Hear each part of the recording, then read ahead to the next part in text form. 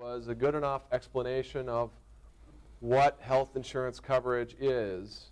And so they've created a new kind of notice, the summary of benefits and coverage. We don't know what is supposed to be in it yet, but we do know that there's a compliance deadline of March 23rd, 2012, and that there will be up to $1,000 penalty for each willful failure.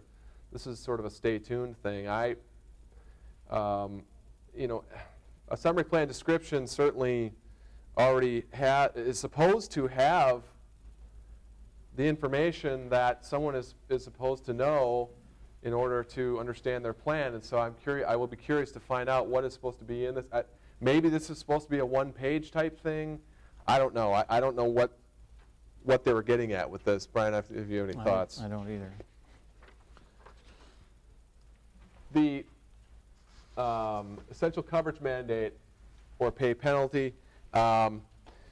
This is what I've spoken to a number of employers about already.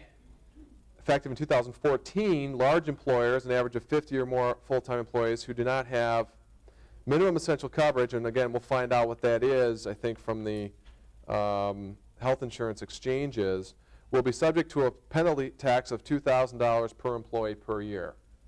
There is some guidance on how to calculate the 50 employees and some provisions on how you deal with. I mean, for the most part, it's the full-time equivalency that a half employee will count as that a part-time employer count as half-time employee. But it's even more intricate than that. It comes down to how many hours they actually worked versus. I mean, they consider full-time 30 hours a week for this provision. So that's how you calculate that. And there probably will be more guidance, though, than just this and than what has been provided when we get the regulations on this and how to count to the 50. Okay?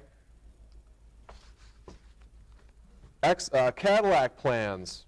Beginning in 2018, this was pushed back by the HCERA, the latter of the two laws, pushed back this Cadillac plan excise tax of 2018.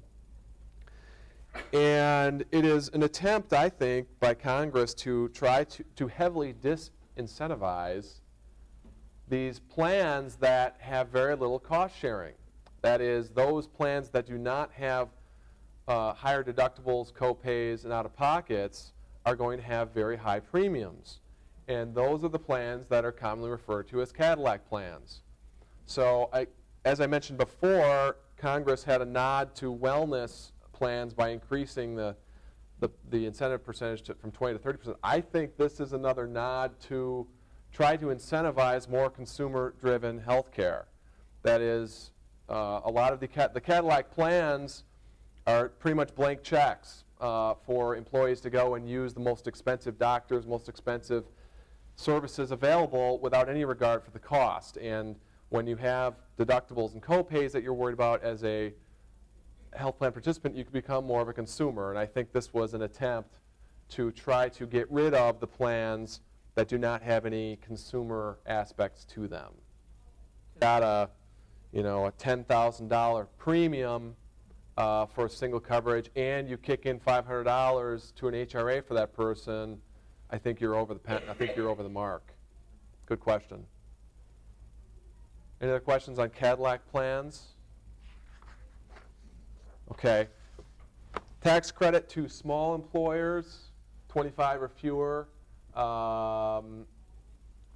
It is phased out as the employer gets closer to the essentially being no longer considered a small employer, to zero once they get to 25 employees or an average of $50,000 average salary.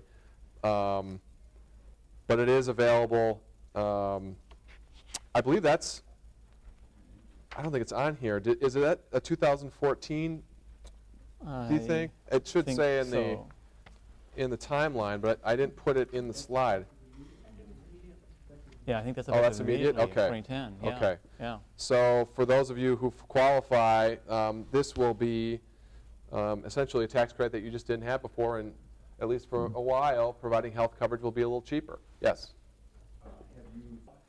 I think, as I read it, that the smaller you are, the bigger your credit. And so I think, if I recall correctly, I think this credit is maybe not refundable, but it's carry forwardable, if I may use that term, you know, against taxes that the business would owe in future years. But I don't think it can be carried back. So I think it's